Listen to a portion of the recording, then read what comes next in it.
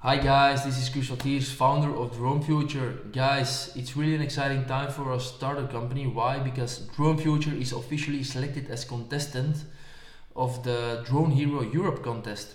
Within a few weeks, beginning of March, we will know that Drone Future is officially selected as finalist. If that's the case, Drone Future we will have the possibility to pitch our company on the Amsterdam Drone Expo within a few weeks, months.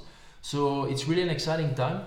Also now we are working really hard to setting up our pilot project within a few months for letting us show our innovation in a real-time environment. We have also a lot of interest of companies who want to work with us for be the first in the world for setting up this project in Belgium.